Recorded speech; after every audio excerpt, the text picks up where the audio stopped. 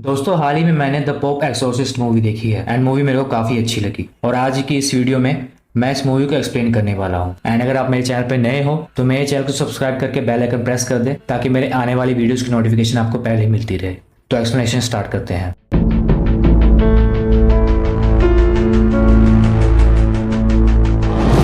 Movie की शुरुआत में फादर के कोट्स दिखाए जाते हैं जो कि कुछ इस तरह है।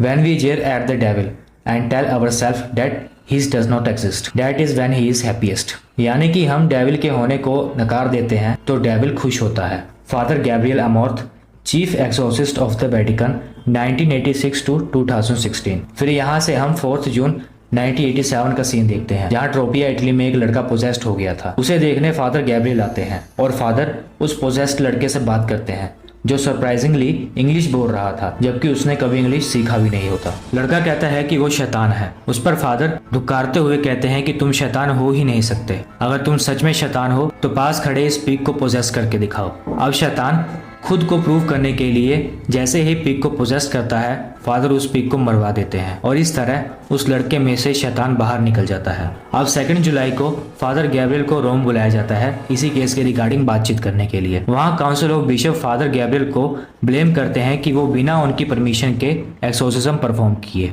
इस पे फादर गैब्रियल कहते हैं कि वो लड़का पोजेस था ही नहीं बल्कि वो साइकोलॉजिकल केस था।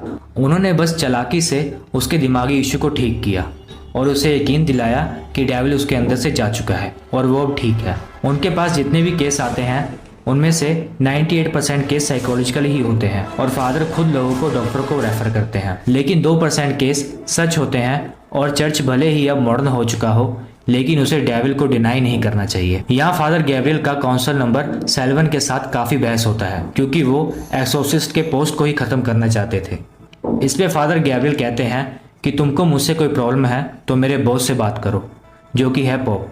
अब यहाँ हमें किसी रोजारिया के केस के बारे में पता चलता है जो कि मारी गई थी जिसके बारे में हमें आगे जानने को मिलेगा। यहाँ से कहानी जूलिया पे शिफ्ट होती है जो अपनी बेटी एमी और बेटे हेनरी के साथ यूएस से स्पेन मूव हो गई है। जूलिया के पति की एक कार एक्सीडेंट में मौत हो गई थी और उस समय कार में हेनरी भी था। उस एक्सीडेंट के बाद हेनरी ने बोलना बंद कर दिया था क्योंकि इनके पास स्टेबल इनकम नहीं था। इसलिए जूलिया अपने पति के यूरोप वाले घर को कंस्ट्रक्ट करा के उससे अच्छा बना के बेचने के इरादे से यहाँ आई थी। एमी इससे खुश नहीं होती और वो बिगड़ी हुई टीनेज लड़की थी।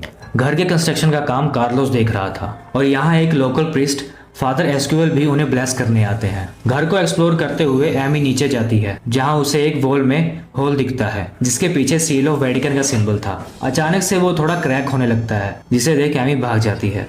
थोड़ी देर बाद वर्कर को भी यह जगह दिखती है और जैसे ही वो फ्लेयर जलाते हैं फॉर द इंस्पेक्शन इस जगह पे एक ब्लास्ट होता है। दरअसल इस जगह पर सल्फर वगैरह गैस डिपॉजिट था जिसके कारण ये ब्लास्ट हुआ और कुछ लोग जख्मी भी हो गए थे।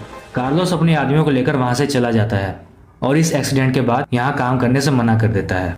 अब जिस समय ये ब्लास्ट हुआ ठीक उसी समय हेनरी को काइंड ऑफ पोजेस्ड होता देखते हैं मानो कोई इविल फोर्स आजाद हो गया हो। फिर हेनरी अजीब सी आवाज में बोलता है you are all going to die, जिसके बाद वो अपना चेहरा खुद ही स्क्रैच करने लगता है। इस घटना के बाद जूलिया फौरन हेनरी को हॉस्पिटल लेके जाती है जहां उसके सभी टेस्ट रिपोर्ट्स नॉर्मल थे। डॉक्टरों का कहना था कि हेनरी को साइकेट्रिस्ट की मदद चाहिए होगी क्योंकि वो अपने पिता के मौत के ट्रॉमे की वजह से ये सब कर रहा होगा। अब घर वापस आकर हेनरी अजीब बिहेव करने लगता है जहाँ उसके पेट पे कट मार्क से हेड वर्ड लिखा हुआ देखते हैं और वो प्रीस्ट से मिलने की बात बोलता है। जब फादर एस्क्यूएल यहाँ आते हैं तो हेनरी अपनी सुपरनेचुरल ताकत से उन्हें रूम से बाहर फेंक देता है ये कहते हुए कि ये तो रॉन्ग प्रीस्ट है।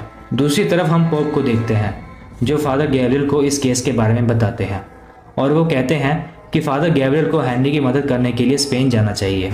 पोप ये भी कहते हैं कि इस जगह के कारण चर्च को पास में काफ़ी दिक्कतें आई थी। इसके बाद फादर गैब्रियल जूलिया के घर की तरफ निकल जाते हैं। जूलिया के घर पहुंचने पर उनकी मुलाकात फादर एस्क्यूएल, जूलिया और एमी से होती है। इसके बाद फादर हेनरी से मिलने जाते हैं और उन्हें देखकर हेनरी के अंदर का डेमन काफ़ी खुश होता है। फादर गैब्रियल हेनरी को सैक्रेड सिंबल दिखाते हैं जहां हम व्यूअर्स क्लियरली हेनरी की आंखों में डेविल की आंख देख पाते हैं। यहाँ फादर गैब्रियल हेनरी के अंदर के शैतान से बार बार उसका नाम पूछते हैं क्योंकि नाम पता होने से डीमन को एक्सोर्सिस्ट इजीली किया जा सकता है। लेकिन यह डीमन चालाक था, वो अपना नाम बता ही नहीं रहा था। उल्टा हेनरी को न केवल फादर गैब्रियल का नाम पता था बल्कि उनका पास्ट भी पता था।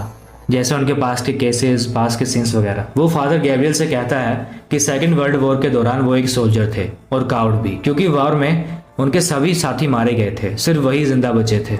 ये सब कहने के बाद हेनरी अचानक से अपने मुंह से एक बर्ड बाहर निकालता है। ये सब देख फादर गैब्रियल समझ जाते हैं कि हेनरी के अंदर एक पावरफुल डीमन है जिसे एक्सरसाइज करना आसान नहीं होने वाला। वो कमरे से बाहर आकर सबको पोजेशन के बारे में बताते हैं और वो ये भी बताते हैं कि हेनरी ही इसलिए पोजेस हुआ क्योंकि किसी का ट्रॉमा डेविल के लिए गेट भी होता है, और हेनरी के केस में उसके पिता उसके सामने ही मरे थे, और इससे बड़ा ट्रॉमा हेनरी के लिए क्या होगा। इसके बाद एज यूजुअल घर में असाधारण गतिविधियां होने लगती है, लाइक क्रॉस का उल्टा होना, अजीब सी आवाजें आना वगैरह। डेविल यहाँ सबको डराने की कोशिश कर रहा होता है। इनफैक्ट वो एमी को उसके डैड की आवाज में कॉल करके कहता है कि सब लोग मरने वाले हैं। इस पॉइंट पे फादर गैब्रियल कहते हैं कि ये डेविल किसी के भी सेंस को सूंघ लेता है और उस पर काफी फीड करता है, और ऐसे में फादर एस्क्यूबेल को अपने सेंस को कन्फेस कर लेना चाहिए ताकि डेविल उसका इस्तेमाल उनके खिलाफ ना कर पाए। फादर एस्क्यूबेल कन्फेस करते हैं, जिसके बाद फादर गैब्रियल कहते हैं कि एक्सोर्सिज्म के दौरान उनका काम बस प्रेयर करना है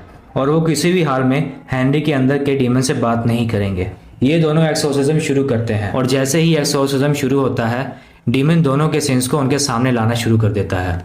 जैसे डीमन गैब्रियल से कहते हैं कि उन्होंने रोजारिया वाले केस में रोजारिया को मरने दिया, वहीं वो एस्क्यूबेल को कहते हैं कि कैसे वो एक प्रीस्ट होने के बाद भी एडिला नाम की लड़की के प्यार में है। ये सब सुन के फादर एस्क्यूबेल गुस्से में आकर हेनरी पर अटैक कर देते हैं। यहाँ फादर गैब्रियल एस्क्यूबेल को संभालते हैं और कुछ देर के लिए एक्सोर्सिज्म बंद कर देते हैं। यहाँ हेनरी गैब्रियल से हंसते हुए कहता है कि वो उसकी जाल में फंस गया है। इसके बाद हमें दोनों फादर के सेंस के बारे में पता चलता है। फादर एस्क्यूबेल एडिला नाम की लड़की को चाहते थे और एडिला चाहती थी कि एस्क्यूबेल प्रीस्ट ना बने और उसके साथ रहे, पर फादर एस्क्यूबेल ने अपने प्यार की कुर्बानी देकर गॉड की सेवा करने का फैसला किया, और इस बात से एस्क्यूबेल आज तक परेशान थे और उन्हें आज भी एडिला की याद आती है। यही सेंस डेविल एस्क्यूबेल के खिलाफ इस्तेमाल कर रहा था। फिर यहाँ फादर गैब्रियल बताते हैं कि वो वर्ल्ड वॉर के दौरान एक सोल्जर थे। वॉर में उनके सभी साथी मारे गए और वही जिंदा बचे थे। जान बचने के बाद उन्होंने अपनी जिंदगी गॉड गिफ्ट समझी और वो प्रीस्ट बन गए। फिर एक बार उनके पास रोजारिया नाम की लड़की का केस आया जो पोजेस थी, पर प्रीस्ट को लग रहा था कि वह पोजेशन का नहीं बल्कि साइकोलॉजिकल केस है, और इसलिए ये केस डॉक्टरों को हैंडल करने दिया। पर रोजारिया पोजेस्ड हालत में ऊंचाई से गिर के मर गई, जिसके बाद फादर गैब्रियल को यकीन हुआ कि वो सच में पोजेस्ड थी और वो उसकी जान नहीं बचा पाए, जिसका गम उन्हें आज तक भी है। दोनों फादर एक दूसरे को ब्लेस करके उनके सिंस को माफ करते हैं ताकि वो एक साथ डीमन को फेस कर सके। इसके बाद हेनरी फादर एस्क्यूबेल को हेल्प में कह के बुलाता है और पास आने पर वो एस्क्यूबेल का कान काट लेता है। साथ ही वो जूलिया और एमी पर अटैक कर देता है, पर दोनों फादर उन्हें बचा लेते हैं और दोनों को फौरन घर के चैपल में भेज देते हैं और घर में छानबीन करने लगते हैं। फादर गैब्रियल को घर के गार्डन में एक कुआं दिखता है जिस पर सील ऑफ वेडिकल का सिंबल था। फादर उस सील को हटाते हैं और हम देख पाते हैं कि कुएं के अंदर ढेर सारे स्कल थे। इस पे फादर गैब्रियल कहते हैं कि ये सब स्पेनिश इंक्विजिशन टाइम के विक्टिम है। स्पेनिश इंक्विजिशन वो टाइम था जब मोनार्की के कारण लोगों पर अत्याचार किया जाता था। उनका धर्म परिवर्तन करके उन्हें ईसाई बनाया जाता था और जिन्होंने इसका विरोध किया उनको मार दिया गया। इसके बाद दोनों घर के नीचे वाले हिस्से में जाते हैं जहां उन्हें वही होल वाला वॉल मिलता है। गैब्रियल उस वॉल को तोड़ते हैं और वो अगेन वेटिकन ऑफ सील का सिंबल देखते हैं। ये दोनों गेट को तोड़ देते हैं जिसके अंदर हम बड़ा सा कैटाकॉम्ब मतलब तहखाना देखते हैं। यहाँ हम कई सारी डेड बॉडीज देखते हैं और एक डेड बॉडी पिंजरे के अंदर थी। वो डेड बॉडी कार्डिनल प्रोटेक्टर की थी। यहाँ गैब्रियल बताते हैं कि केज इंसानों को कैद करने के लिए नहीं बल्कि डेविल से खुद को बचाने के लिए था ड्यूरिंग एक्सोर्सिज्म। इस केज वाली डेड बॉडी के हाथ में कार्डिनल प्रोटेक्टर की रिंग थी और इन्हें यहाँ आगे की ओर एक डोर मिलता है जो लॉक था।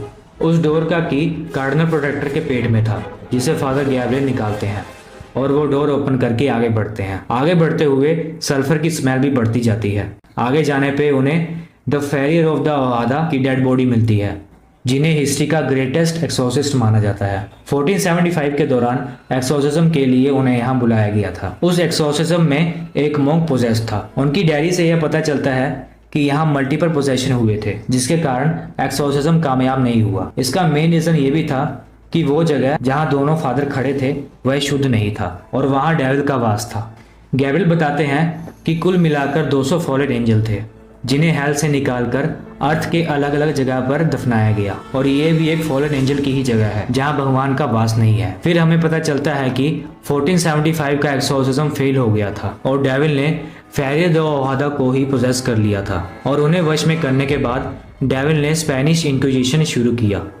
मतलब स्पेनिश इंक्विजिशन फ्रायर दे ओहादा के हाथों डेविल ने करवाया था। फ्रायर को पोजेस करके डेविल को चर्च को इन्फिल्ट्रेट करने का मौका मिल गया और काफ़ी समय बाद जब वेटिकन को इसका पता चला तो उन्होंने इस जगह को सील कर दिया जहां डीमन कैद हुआ।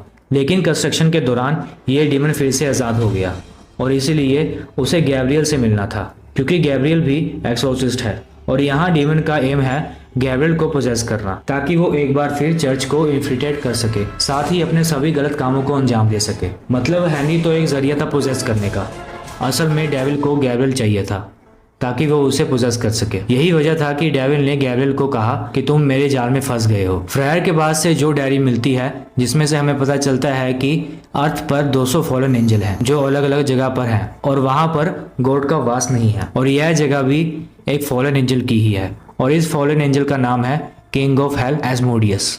तो यहाँ दोनों फादर को पता चलता है कि इस डीमन का नाम एस्मोडियस है। नाम पता चलते ही डीमन परेशानी से चिल्लाने लगता है। दूसरी तरफ पोप को इसके बारे में एक लेटर से पता चलता है जिसे खुद फ्रायर दे ओहादा ने सालों पहले लिखा था। लेटर पढ़ने के बाद पोप की तबीयत खराब होने लगती है। दूसरी तरफ एमी भी पोजेस्ड हो जाती है और हेनरी के पास जाकर बैठ जाती है। हेनरी के पेट पे कट से लिखा आता है गॉड इज नॉट हेयर और एस्मोडियस सब पर अटैक कर देता है। एस्मोडियस दोनों फादर को उनका सेंस दिखाता है, लेकिन इस बार दोनों ही इस विजन को झेल पाते हैं। वो एमी को पोजेस करके जूलिया पर अटैक करता है, गैब्रियल को हमला करके गिरा देता है, फादर एस्क्यूबल को भी हवा में लटका के मारने वाला था और हेनरी भी ज्यादा देर तक ये सब झेल नहीं पाता। इसका फायदा उठाकर एस्मोडियस फादर गैब्रियल को ऑप्शन देता है कि वो सबको बचा सकता है अगर वो खुद को उसके हवाले कर दे, मतलब उसे पोजेस करने दे। सबकी हालत देख फादर गैब्रियल खुद को पोजेस करने देते हैं। ऐसा करते ही सब ठीक हो जाता है और फादर एस्क्यूबल सबको कार में बैठाकर वहां से भगा देते हैं और वो खुद फादर गैब्रियल की मदद करने के लिए वहां रुक जाते हैं। फादर गैब्रियल को पता था कि पोजेस्ड होने के बाद डेमन उससे गलत काम करवाएगा, इसलिए वो खुद को फांसी लगा के मारने की कोशिश भी करते हैं, पर एस्मोडियस उसे ऐसा करने से रोक देता है। फादर गैब्रियल खून की उल्टी करते हुए कैटाकॉम्ब तक जाते हैं ताकि वह खुद को जलाकर मार सके, पर डीमन उसे ऐसा करने से रोक देता है। फादर गैब्रियल को वहां मैरी दिखती है जो एस्मोडियस की चाल थी और मैरी अचानक से रोजारिया में बदलकर उस पर अटैक कर देती है। तभी वहां फादर एस्क्यूबल आते हैं और प्रेयर करना स्टार्ट कर देते हैं। फादर गैब्रियल काफी हद तक पोजेस्ड हो चुके थे और वो फ्रायर की चेयर पे उसी की तरह बैठे थे। तभी फादर एस्क्यूबल पर एडिला अटैक कर देती है, लेकिन वो इस विजन को क्रॉस की मदद से तोड़ देते हैं। फिर वो क्रॉस फादर गैब्रियल को पास करते हैं और फादर गैब्रियल रोजारिया का विजन तोड़ देते हैं।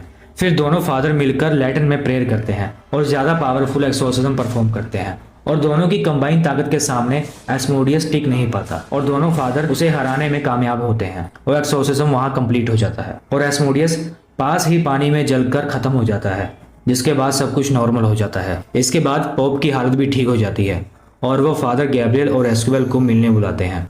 वो दोनों की तारीफ करते हैं और साथ ही उन्हें बिशप नुमुम्बा से भी मिलाते हैं जो आगे के प्रोसेस को टेक ओवर करेंगे और वो फ्रायर से मिली जर्नल को टेक ओवर कर रहे हैं। नुमुम्बा बताते हैं कि वेटिकन ने जूलिया के घर को खरीदकर अपने कब्जे में ले लिया है और जूलिया का परिवार यूएस रिलोकेट हो चुका है और हेनरी भी अब ठीक है, पर ऐसी 199 जगह और भी है जहां शैतान का वास है और उन जगहों को फादर गैब्रियल और एस्क्यूबल को मिलकर एक्सोर्सिस्ट करना है। उन जगहों की इंफॉर्मेशन शायद फ्रायर की जर्नल में होगा और उन्हें बहुत से एक्सोर्सिज्म करने होंगे। दूसरी तरफ कार्डिनल सैल्वन जो एक्सोर्सिस्ट के पोस्ट को खत्म करना चाहते थे, उनके साथ भी कुछ डरावने हादसे होते हैं जहां वो क्रॉस से खून निकलता देख डर जाते हैं और वो एक लंबी छुट्टी पे चले जाते हैं और यही मूवी खत्म हो जाती है। और मैं आपको बताना चाहता हूँ कि मूवी के लास्ट में रियल फादर गैब्रियल की फोटो दिखाते हैं जो रियल लाइफ में भी एक महान एक्सोर्सिस्ट रहे और उन्होंने एक्चुअल में 1 लाख से ज्यादा एक्सोर्सिज्म परफॉर्म किए हैं। उनकी मृत्यु 16 सितंबर 2016 को हुई थी। तो हम ये कह सकते हैं कि ये मूवी रियल स्टोरी पर बेस्ड है, पर इस मूवी की कहानी फिक्शनल है और फादर गैब्रियल रियल थे और वो रियल में एक्सोर्सिज्म किया करते थे। तो ये थी इस मूवी की एक्सप्लेनेशन एंड आई होप आपको ये वीडियो अच्छी लगी होगी।